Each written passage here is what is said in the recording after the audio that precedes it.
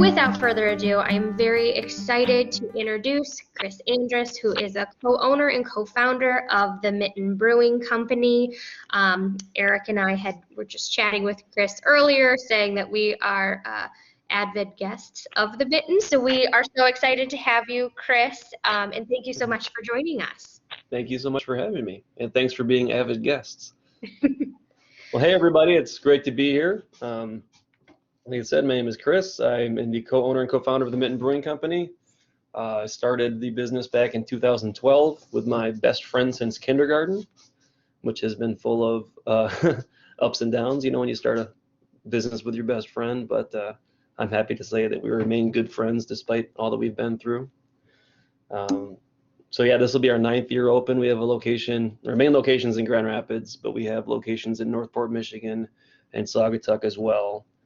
And plans for more in the future, but you know, COVID obviously caused us to put a pause on any plans we had and just stick our head inside of our turtle shell and survive. But now that we're coming out of it, we're back to exploring other opportunities and growing the business again. So yeah, I'm grateful to be here with you guys. I just spent the morning adding more tables to the restaurant because as of this morning, the restrictions are all effectively lifted and we're back to where we were before COVID. And the only thing missing is the little bit of consumer confidence that has yet to come back, but it's getting there. It's building every day. Every week is our best sales week. So that's exciting. Thank you. So Chris, can you tell us, like, what, I know you just said that you started the business with your best friend from kindergarten, but at what point did you guys start planning it? Like, what sparked the idea and how did it develop into the Mitten? Sure. So after I got out of college, I graduated Alma College in 2002. I went to work in an office for a little while and played gigs with my band during the evenings. And then I decided I wanted to kind of turn my back on my 6-figure education and go be a poor musician. So I went all in and I was a professional touring musician for 8 years and released 6 full-length albums and, you know, attracted the attention of investors and record labels, and nothing ever panned out on the level that I wanted it to. And when I turned 30 in 2010, I was playing at a bar/bowling alley in Steubenville, Ohio, and we didn't make enough money to get a motel that night. So the bar owner allowed us to sleep in the bar and trusted us with the key. And the other guys called the couches and I had to sleep on a pool table in a sleeping bag. And I thought, what in the hell am I doing with my life? And that was just this moment where I was like, I got to do something else. If this was going to happen for me, it would have happened. And honestly, in a matter of weeks from there, I went back home and I was talking to my friend Max and I was like, let's do something together, man. We've been doing different things we're not happy with. Let's just do something. What do we like? What are we into? And at that time, we were really into what was back then craft beer, which was pretty rare. It was Sierra Nevada Pale Ale in a bottle, but we were into that, and we'd spent a lot of time going around to different breweries and trying different things. And so we went out and bought a home brew kit, and within a few weeks, we were drawing up ideas. And in 2011, so we homebrewed pretty extensively for about a year and a half. And I'm talking about 2 or 3 brews a week. I built a brewery in the garage. We had multiple chest freezers and carboys, and something was always bubbling. And some people do it to have fun and have a beer with a friend and make some beer. We were like taking the pHs and we were reading the textbooks. We knew we were on we wanted to do it professionally. We knew we had a lot of making up time because most people have a long experience or they go to school for it or whatever. We didn't do that. So, and we started raising money in February of 2012, and basically friends and family. We held an investor presentation, and we rented an office basement and got some folding tables and invited everyone we knew that had 2 dimes to rub together and asked them to bring a friend, and held an investment presentation. Didn't go very well. We kind of got shellacked in the Q&A, and we tightened up our message. And the second one, we raised a lot of money. We emphasized the philanthropic aspect of the company that we were envisioning, which was kind of quixotic because we didn't have any money to give away yet, and we were talking about giving it away, but it ended up being a cornerstone of the company, still is, if not the biggest part of our company. And it also was very useful in attracting investors because it showed them the commitment we were willing to make to the neighborhood we wanted to be in. So we got the keys to the place and the engine house. I don't know if you guys have remember the spot in Grand Rapids, but it's a Victorian firehouse. It's a beautiful spot, but boy, was it a lot of trouble to get renovated and opened. You know, it was for firemen, for 4 firemen and horses to live in, and it didn't have any plumbing or anything, and all the electrical was knob and tube, and there was a lot of work to be able to do. So we hope to be open in April. We ended up opening in October, which, if you know anybody that's ever started a brewery or restaurant, that's the way it always goes. It gets hung up, licensing, renovations, yada, yada, yada. But yeah, we're big baseball fans. The brewery has a Detroit Tigers theme, and of all coincidences, the Tigers won their way into the World Series right when we were planning to open. So we weren't quite ready, but we figured it was fate that the Tigers, who never make it to the World Series, make it in the year we're opening. So we opened before we were ready, and the Tigers got swept in a really sad fashion, and we didn't have really a great opening. So we closed for 17 days, fixed all the mistakes, and then reopened. And thankfully, even though it took us a long time to get our act together and our offering up to snuff, there was so much enthusiasm for craft beer in West Michigan and for what we were doing that our customers gave us some time to grow into what we would become. So we're grateful to have opened back then, because I don't think you get that long of a leash right now. There's so many breweries. If you don't come out performing at the top of your game, you really don't have a chance. Chris, you mentioned that investing was one of the, I don't want to say obstacles, but one of the hurdles to get over, along with licensing. Was there anything else, any other major obstacles that you guys had to overcome as far as when starting the business? Or yeah, I mean, it's at the time, craft beer was still a bit of an unknown, and clearing through the hurdles of doing business in a neighborhood and going through the city planning process. You get to meet all the teetotalers in your neighborhood, and it was really hard at the time to describe why craft beer wasn't, why what we were talking about wasn't a bar where people do shots and stay open till 2 and drive home drunk, and how we anticipated closing at 10 o'clock and had $6 pints of beer. So there was a little bit of an unknown there, and to be honest with you, when we chose the West Side as our location, there had not been a brewery here since Prohibition.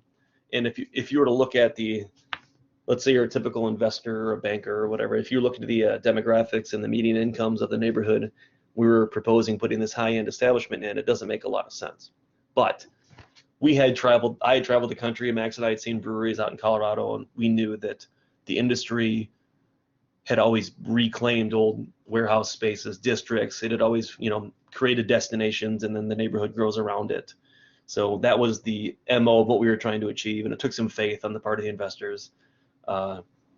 So there was a little bit of that was an obstacle, but mainly it was the working 9 months, 16-hour days, trying to get open, unable to afford a proper contractor. So it was Max and I doing all the work, sawing, our every day. It was all coal heated. So we always had like coal soot, like Zoolander stuff all over our faces, and they were just long, depressing days, and it just kept going, and we kept having to pay rent. Another month of paying rent without being open just kept happening and happening. And when we finally got open, I said that was the hardest thing I've ever done, and I do believe that the last 15 months of COVID has now passed that as the hardest thing I've ever had to go through. And I never thought I'd do anything harder than getting this place open, but there you have it. Chris, you had mentioned earlier, right before we started, that pizza was not in your original business plan. And I will say I was probably the biggest fan of your Yesterdog pizza. Yeah. Well, So could you talk a little bit about how, because you have some very unique pizzas too. So could you talk a little bit about how that business plan morphed and how you got to like serving food? And I mean, I can say it just for me, I think you guys have some of the best pizza in West Michigan. So how did that come to fruition? So whenever I'm mentoring college students or whatever, I always say, be flexible with your mission, because it's your best guess. And you don't want to be tied to a losing strategy when your customers are telling you that you are something that you didn't think you were. So in our original business plan, we got pretty technical with it. Max and I would go to other breweries and bars and count how many people were walking in the door and extrapolating how many pints they had versus how many people were there. We were trying to get really accurate estimates for our pro forma income statements that we were trying to put together, because we were trying to get to people that had money, and we understood that they wanted to see those kind of forms. But we knew our space. We knew it was pretty small. I mean, it's 6,000 square feet, the engine house on 2 levels, but we only had enough money to open the first level. And the kitchen is if the amount of pizzas we put through this tiny kitchen that we have is incredible, because it's not that big. You can almost spit across it, to be crude. But we knew that we could only do one thing. Probably we couldn't have a full service kitchen, so we thought, let's do pizza. We had this inkling that pizza and beer were going to be the new wine and cheese. They're going to be the thing to pair with each other, and there were endless combinations. And in our original business plans, we had ourselves selling anywhere from 12 to 20 pizzas a day. In some days, we sell many hundreds of pizzas. So it was really an afterthought in the initial calculations. And now food is 55% of our sales. Way more than beer. Now, granted, they're inextricable from each other in the experience, but we didn't invest in the kitchen as much as we should have. So we added a second kitchen during COVID, because when we went to carry out only, of course, the people don't trickle in like they do in the restaurant. All the calls come at 6 o'clock at dinner time, and there's only enough room in the oven for 12 pizzas. So we had to build some redundancy and some additional capacity. So at the all-time worst time in the world to spend money, we spent several $100,000 opening a second kitchen upstairs. But it cut our ticket times in half. It allowed us to survive and thrive. And now on the weekends, we open that second kitchen up, and everything just runs so much better. And pizza really became the thing that allowed us to survive. It's been the reason that the business has thrived, and I'm glad that we realized that early on. But it still boggles my mind, because in my mind we're a brewery, but to most people we're a pizzeria that has craft beer. There's plenty of people that come in and have a root beer and a pizza. The beer thing isn't for them. So in my mind, I was starting a brewery, but I really realized that we were starting a restaurant, and had to make that adjustment, because I didn't have any restaurant experience. Max used to drive delivery for Papa John's, and I was a busboy at Big Boy in Standale, which is gone now. Rest in peace. But that was the extent of our restaurant experience. So we had to learn on the fly, and our staff was thankfully very patient with us. That's awesome. We've got a question in the chat box here. Laura wants to know what changes or innovations in your business came about because of the pandemic. The most sweeping change operationally was technology. So prior to COVID, everything was built around the experience. Coming in, they had this cool old tap room. It was really fun, intimate atmosphere, sepia tones. It was all about that experience. And we lost that. In March 2020, we had to turn into Domino's Pizza, essentially, operationally. And that was hard. It was hard to build in the experience. So it was also hard to not be able to utilize the tap room. So at the time, we only had one phone line, which was mainly used by Luddites wanting to know what time we closed. It was never really used as a carry-out tool, because people just come in, order pizza for carry-out, and get a beer. Suddenly they were calling in. So we expanded to 4 phone lines, and we're taking credit card only. So they were punching in credit cards by hand on the phone. Phone was ringing nonstop from 5 till 8 p.m. And we were missing around 100 calls a day, and that was painful to miss out on that income. So we contacted our credit card company, and we started to work on online ordering, and we had to get it ready in a hurry. We had to buy all these iPads and tablets and connect them and upload the menus and get people trained on them, all the while we're still operating. So it was we were fortunate to be inundated with calls and orders for pizza, while we had to figure out a better way to process it. The good news about the old phone system was it throttled back the activity. The bad news with making the technology easier is that we were getting more orders than we could take because there was no way to throttle it back on the online system. We just had to shut off ordering altogether. It was a binary state.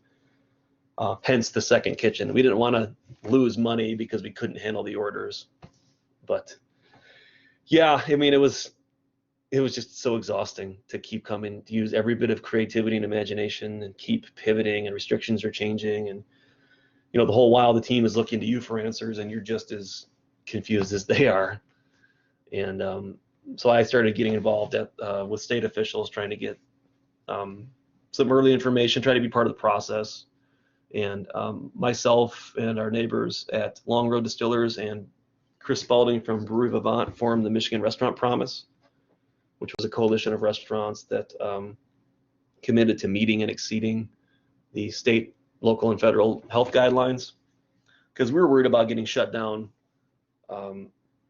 Famously in East Lansing, there was that bar where hundreds of people got COVID, and there were some bad actors in the industry that were not taking it seriously, and we didn't want to be associated with them or get shut down because they weren't taking it seriously. So we wanted to put some distance between us and them. So essentially, Max was working, my business partner Max, who came from a tech background, was working on getting the ordering system more accessible and more efficient. And I was trying to do the marketing bit, making people, more aware of the brand, and really everything else had to be put aside besides execution and brand growth, because profit goals had to go away.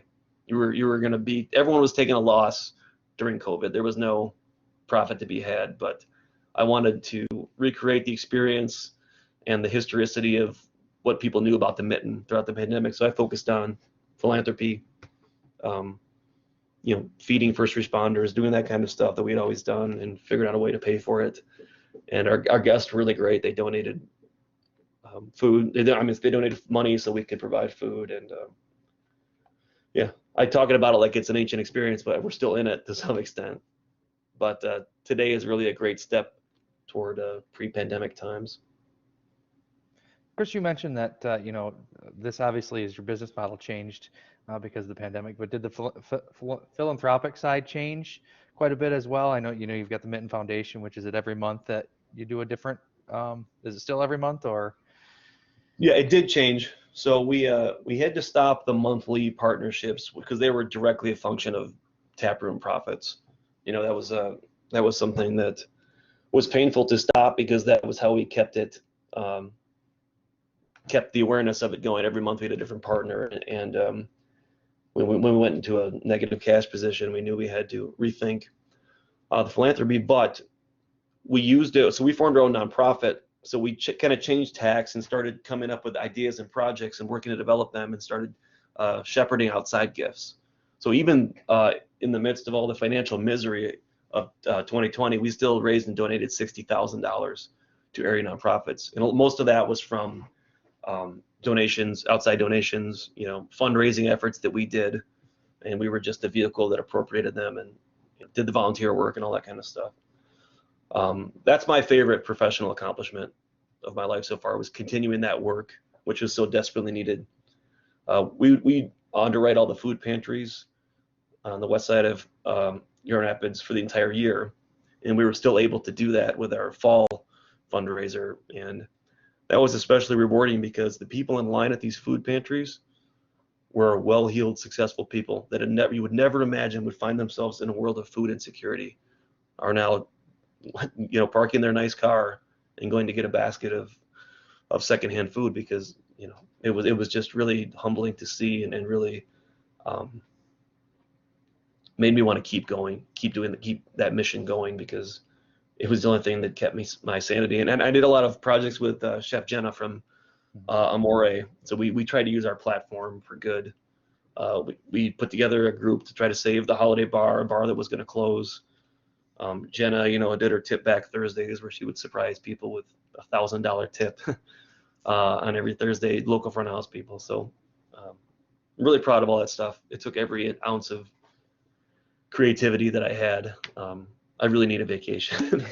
And you guys did a great job with the live Facebook. I think it was a live auction I didn't win. Yeah. We jumped on, but Yeah, we did a couple of telethons for our staff. that's what it was. Yeah. Yeah, so we did cash bonuses, hazard pay for our staff, and we auctioned off. We just did a straight telethon, a fundraiser, and then we had these gift packs that we auctioned off. So these were like 12 hours of insanity, and by the end of it, it was pretty off the rails. But we wanted to distinguish ourselves to our staff, show that we were in there with them, we were thinking about them, and we had to get creative to make sure they were receiving the compensation that was difficult to come by, but that they deserved. Well, Chris, on another note of your philanthropy, I have been a longtime Mug Club member at Trail Point, and I know that you guys recently did a collaboration beer. Could you talk about that? Because it was a really, really wonderful collab that you guys did. Well, thank you. I'm really, really proud of that too. So I have always struggled with mental health issues pretty much my whole life. Nothing, I don't have crises, but I do have, intermittent panic attacks, low level depression. I've always dealt with that. And so does Greg at Trail Point. And we talk about that. And we've always had a bond about how we deal with that and as we guide our companies and how the challenges they're in.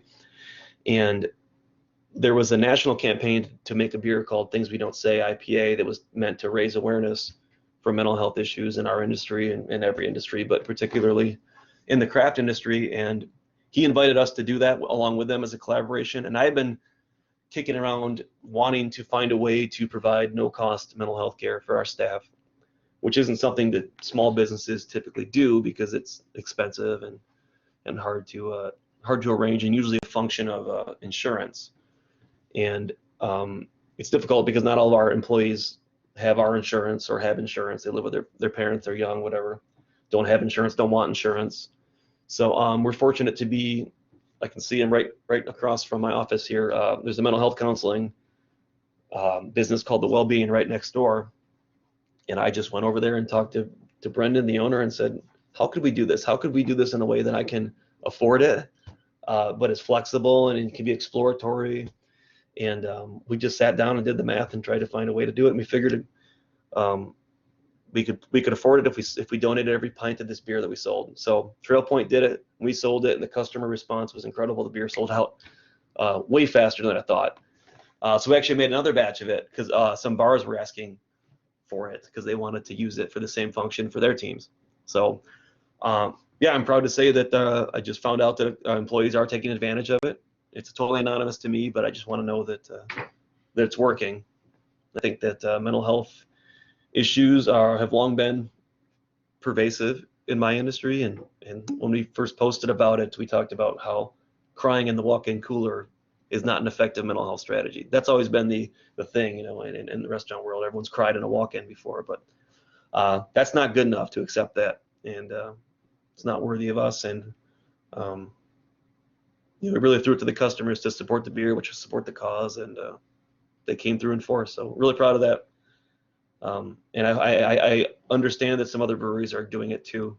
They're finding a way to do it in other small businesses. So I hope that it starts a domino effect and small businesses find mental health solutions for their team members, because I think that COVID has destigmatized it finally once and for all.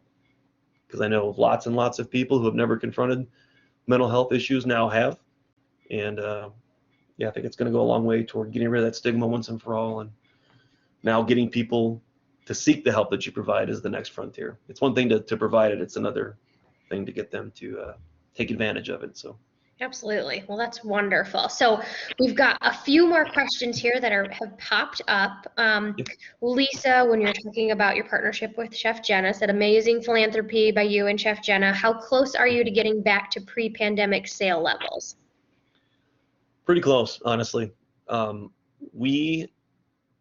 And I would say Jenna and I, we talk.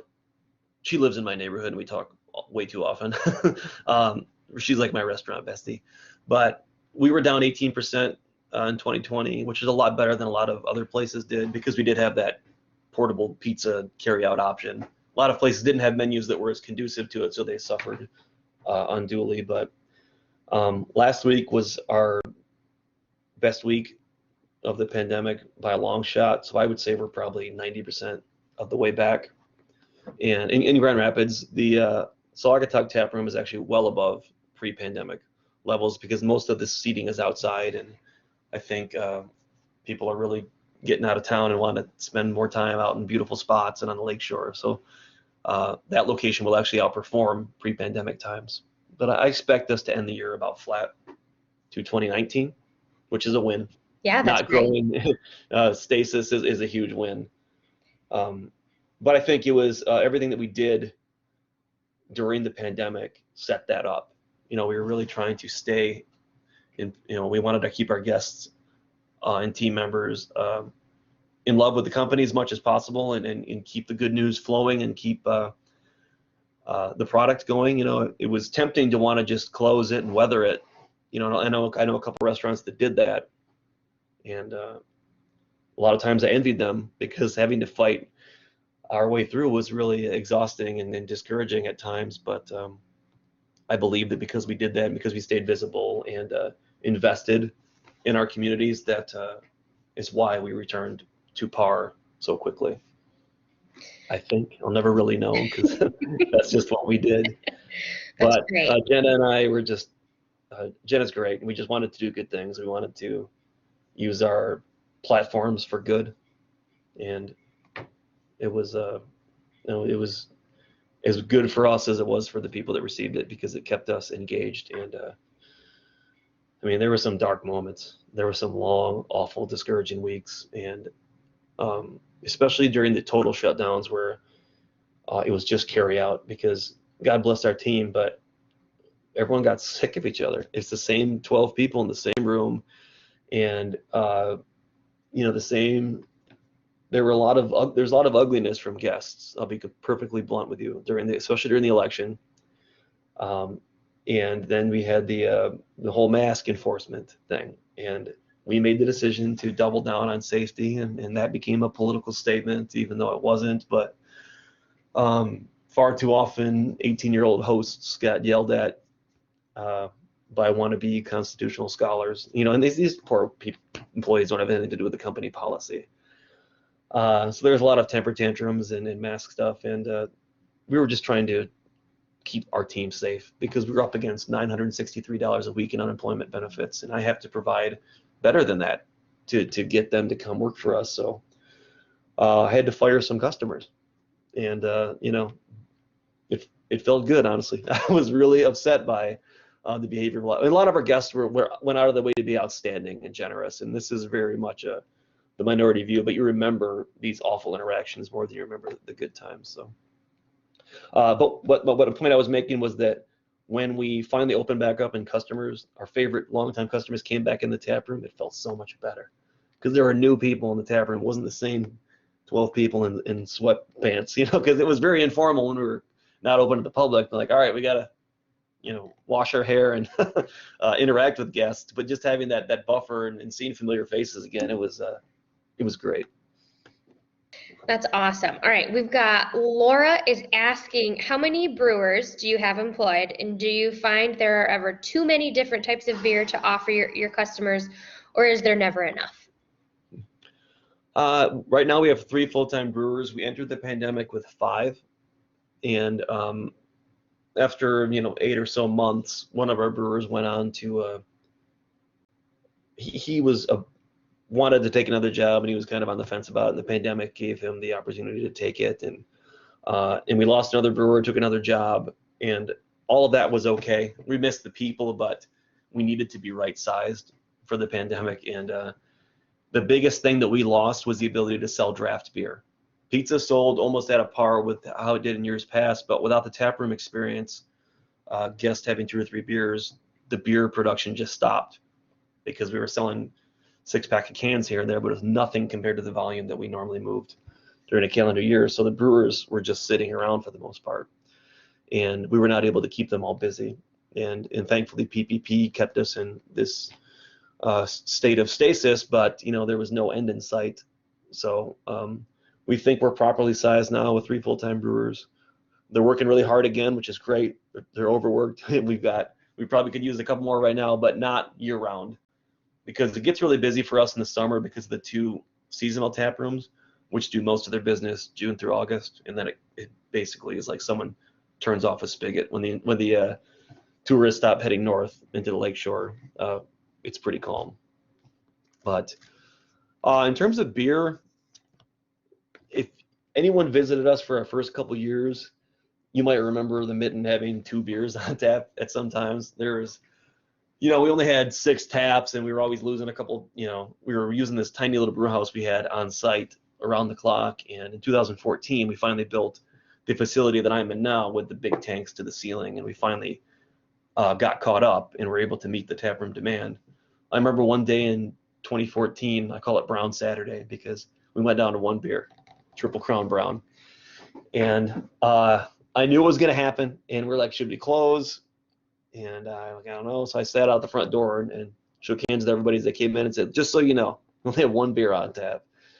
And I just never wanted that to happen again. So finally, we grew the brew house over here, and now we have 24 beers on tap, which is a huge, sometimes I look at the board and I'm like, I don't even know what to get. There's so many beers on tap, but I'd rather have that than the other thing any day of the week, because it was just nonstop pain of people asking when we were going to have more beer and being upset we didn't have more beer, and we were making it as fast as we could. But there was just so much we could do with the tiny tanks we had. That's awesome. So I know right before we had started, you had mentioned the loyalty of your staff. We've got another question here asking if you were able to hold on to your staff through the pandemic. Yes. Yeah, we have about 80% of our staff made it through with us. And the 20% that we lost were mostly part-time staff that worked with us a day or two a week, and that was no longer feasible, so they just took more hours at their other job. So I don't think we lost a single person besides the 2 brewers that was full-time. And that was it was good. It was a challenge to keep everybody paid, which is why you saw us on the internet doing crazy telephones and telling dad jokes for hours. We were just trying to keep it going, and until PPP came along, which was a lifesaver. And I don't know how we'd have navigated the wage aspect of it without the federal help. But so before PPP, we had everyone on a blended, like we laid them off halfway, so they were working 20 hours. This is during the early days of the pandemic where it didn't feel safe to be working next to people in a restaurant. We didn't know how it was transmitted that well. There are all these different things. So we used that. We paid them hazard pay to work, basically double their wage to work 20 hours a week and stay home and shelter for 20 hours a week while they still got their compensation. And then we used, things kept changing. Unemployment was up, it was down, it was there was this boost, then there wasn't this boost. So we were trying to I was answering unemployment questions all day long, and I had never dealt with the state system or anything. So but now we're back to surviving on our own, on our paying wages out of our sales, and it's great. It's so much better than navigating these programs, because I never dealt with the state unemployment before, and it's confusing and not that lucrative anymore. So the best thing we can do is get people back to work. So, and we've been fortunate about that. I know there's a huge issue in the industry right now about finding enough staff and what wages look like going in the future. So we're having that discussion right now too. So Chris, you mentioned 24 beers on tap, which is awesome. I think I would love to try all of them, but what is your favorite? So for most of our existence, I would have said Country Strong IPA. That's I'm still just a Two-Hearted guy deep down. If I see Two-Hearted, I get it. And I wanted to make an IPA that I thought was different from that, but equivocal to it in taste and quality. And so we worked hard on that beer. I find myself drinking most often these days Mango Gold, which is a kettle soured wheat ale that we make with fresh mango puree. I really enjoy that beer, especially when the weather gets hot. And it's not as sour as you might think a sour beer. So we actually call it a tart wheat and not a sour, because we do sour the beer, but we stop it before it goes all the way down to what you may expect of a sour. Since the pH scale is logarithmic, 3.3 on the pH scale is a lot more sour than 3.7. It's, there's orders of magnitude. So most beer is between 4 and 4.5. We stopped that about halfway on this way down to sour. We use lactobacillus bacteria, lactic acid producing bacteria. Then we boil the beer. I don't know why I'm telling you about the process now, but it's fascinating to me.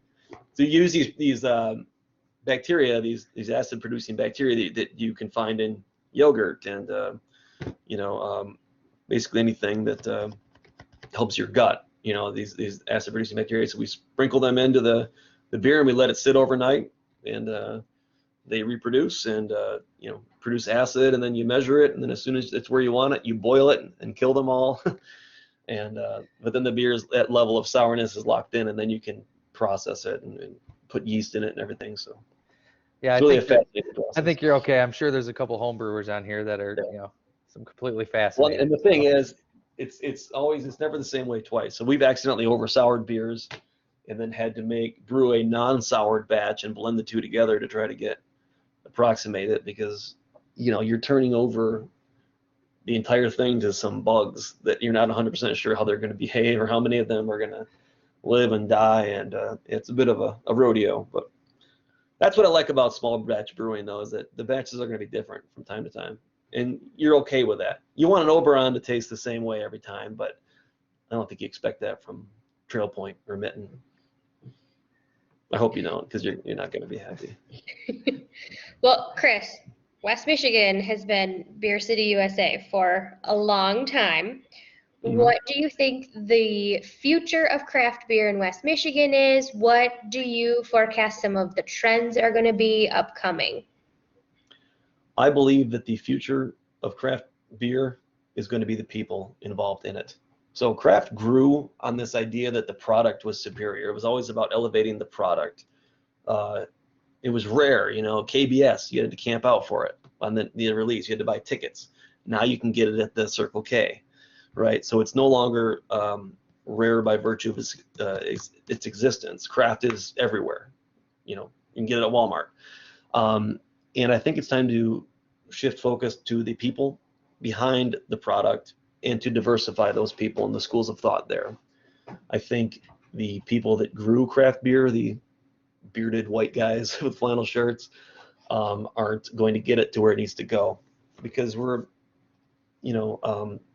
Gen X and the baby boomers and everything in between, that's who grew craft beer. They're not. Millennials and Gen Z are now the biggest buying generation ever to walk the planet, and they're coming of age in a world with legal marijuana, and they don't drink as much, and they often reach for a White Claw, not a craft beer. So how do we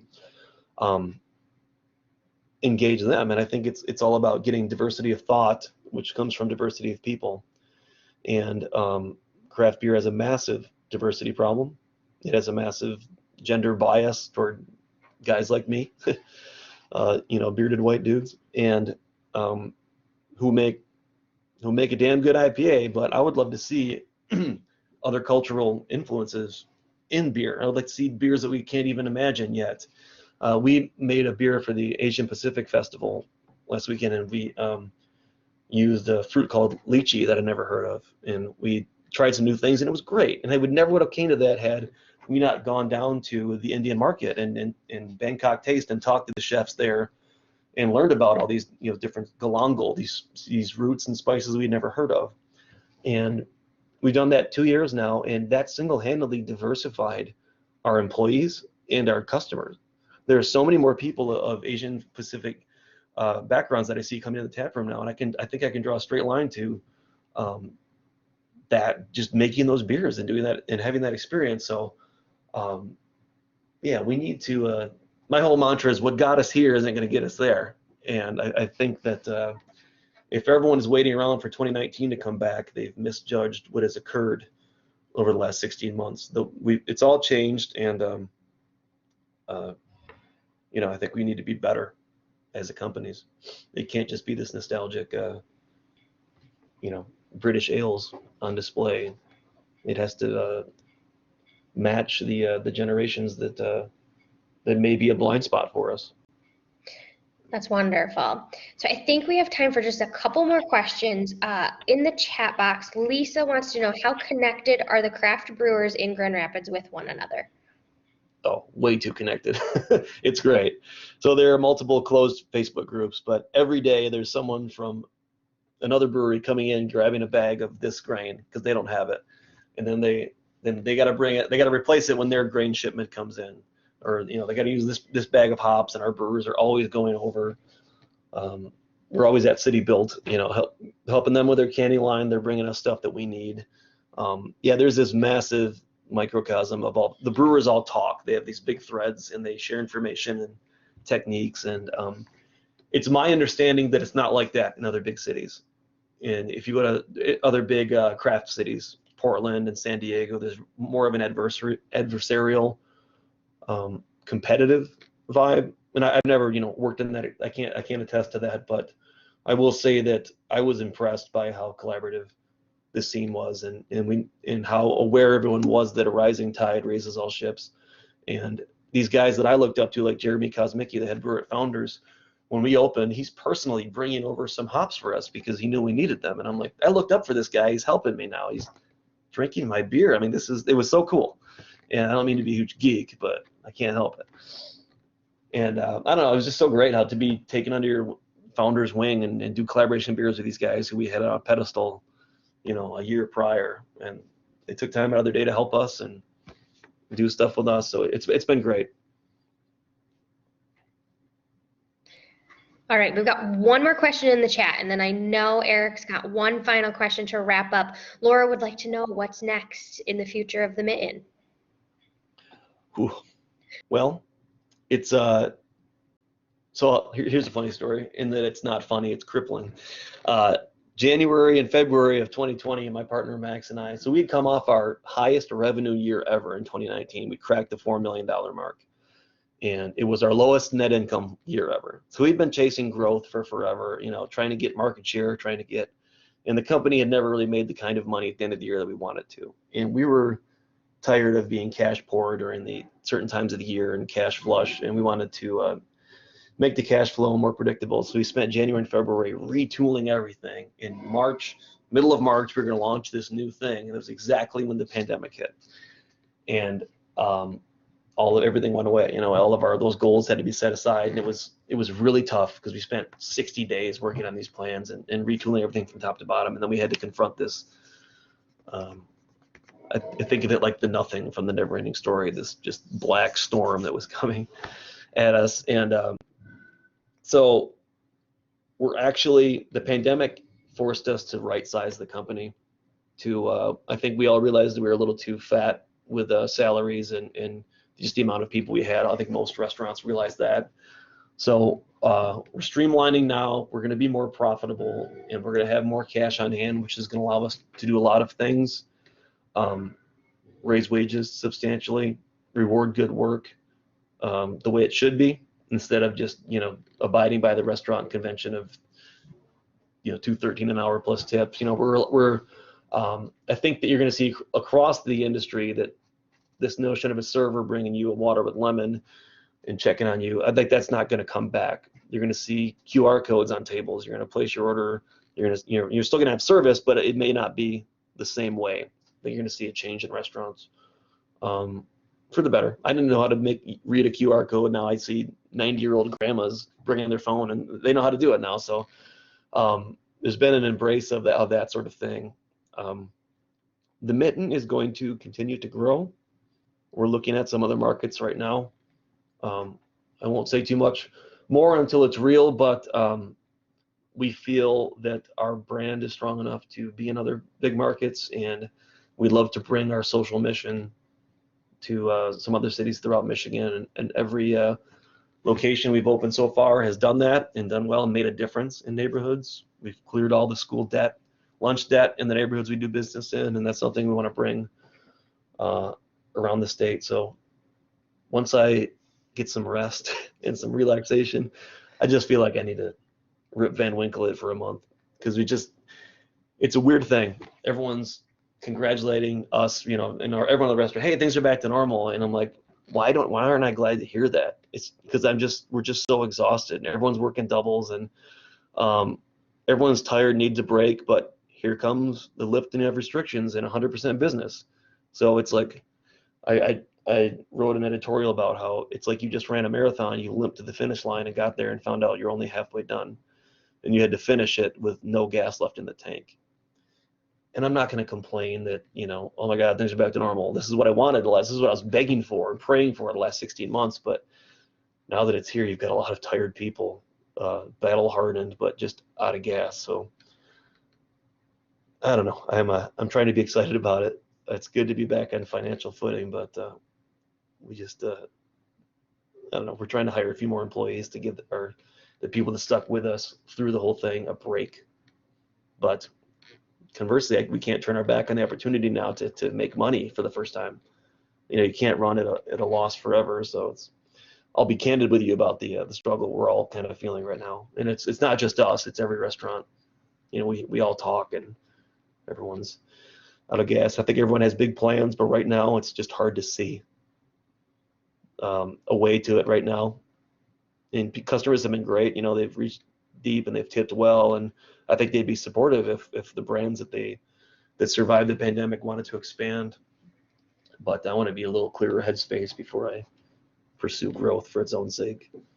I'll tell you what, I'll never look at a piece of real estate the same way again for restaurants. If it doesn't have a comprehensive outdoor seating aspect to it and a substantial floor plan, because what limited us during the pandemic was the 6-foot distance between tables. When you're in a 128-year-old fire barn, you don't have a lot of space. And so restrictions kept lifting, and we're like, great, I can't put any more tables in because I still have the 6-foot thing to worry about. So a lot to consider. I'm sorry, I'm just droning on and on. Well, Chris, this has been great. I think everybody really appreciates it, and I thought maybe we'd end on a more of a lighthearted. So how about tell us about the ghost files of the Engine House? Happily. One thing that was a major drag from COVID is that we had signed an agreement with Ghost Hunters, the TV show, the national show. They were going to come and do an overnight at the Mitten, and it got put off because of COVID. So hopefully that comes back. But I've always been into that kind of stuff. My favorite uncle used to tell me these ghost stories when I was a kid, and his grandma told him, and I've always loved that. And my parents lived in an old house that's supposedly haunted. And so when Max and I were renovating the Engine House, because there were 2 firemen that died out of that Engine House, and I'm not saying that those are the ghosts or whatever, but there was always weird stuff we'd hear late at night, voices and footsteps, and you could hear some pretty freaky stuff late at night. And our employees started experiencing it once we opened, and we kept this little journal upstairs. Anytime you have an encounter with the ghost, write it down in this journal. So we have this journal full of everyone's experiences, and they would detail what happened. And the main thing that happened was opening weekend. Max was actually on his honeymoon, of all bad timing. He had booked his honeymoon a year before we opened, and we were supposed to have been open for 6 months at that time, but it ends up falling during the opening weekend, so he wasn't here. And so I was there till close. I mopped the whole restaurant, left at like 3 o'clock in the morning, went home, came back at 8 o'clock in the morning to reopen the restaurant, and I found that in the mop water that I'd left in the lobby, there are these little barefoot children's footprints, these little white outlines that someone had walked through the room barefoot, and with the feet were like this big, which is horrifying to find out, because I'm the only one that has a key. There's obviously no kids running around. So I took a picture of it, and then the legend began to grow. And then years and years later, we were renovating the upstairs, and we tore down a wall, and we found in the middle of this these tongue and groove boards that were built making up this wall, this white children's footprint in paint, or it had to have been paint. It was white on a dark brown board, and sure enough, it was the exact same size as those footprints in the lobby. So we were freaked out, took some pictures. Then we ended up building that board. We took that board out and put it into the upstairs bar. So if you're ever sitting upstairs at the bar, you can see this white kid's footprint. And it's freaky. And we've had the Grand Rapids Ghost Hunters do an overnight, and they brought all their tools and everything, like EVP readers and stuff, and they detected all sorts of abnormalities. So I don't know. I think there's something there. It's never done anything bad. And we talked to a guy that used to live upstairs at our place. He lived there for 10 years. We asked him if he ever saw anything. strange? And he told us, oh yes. And he told us all about the ghost, and he'd seen it, and it's nothing to worry about. It's just kind of there. And I don't know. If you ever come in and you feel something tap your shoulder, it may not be a person. Well, May not be the wait staff. Yeah. That's awesome. And I actually did not know that, so I can't wait to go check out the little footprint. On our website, real quick, if you go scroll down to the bottom in the footer, there's a little link called Ghost Files. It's got some audio recordings that were recorded by the ghost hunters, and it's got some stories and stuff. So it's kind of a hidden link at the bottom. So if you go to mittenbrewing.com, scroll all the way down and check that link out. Well, thank you so much for joining us. I can't wait to go check out that link. We are going to wrap up. Thank you so much, Chris. Chris, I can't say thank you enough. I can't wait to go get some pizza and a beer. And have a great day, everyone. Thank you. Thank you.